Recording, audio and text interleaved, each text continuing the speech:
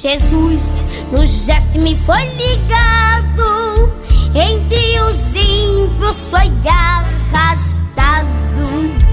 A corte onde foi muito ensudado e afligido por meu pecado. E a sentença da turba foi o brado, que seja Cristo crucificado, vituperado e flagelado. Jesus sofreu o meu pecado, vituperado e flagelado. Jesus sofreu o meu pecado. Então na cruz foi o Cristo pendurado, indo balança foi passado. Ali estava Jesus ensanguentado, por meu pecado atormentado.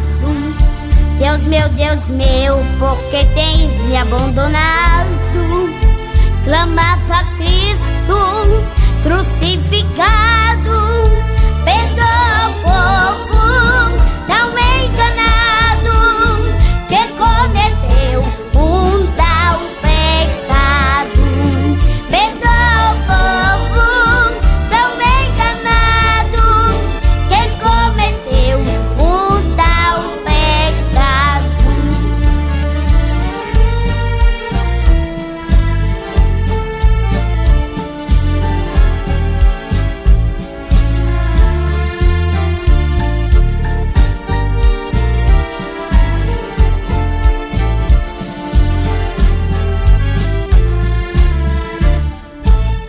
Depois Jesus Cristo foi da cruz tirado e ao sepulcro foi carregado.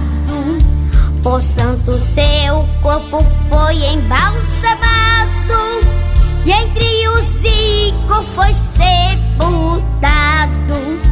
Estando Cristo Jesus já enterrado, o seu sepulcro foi bem guardado.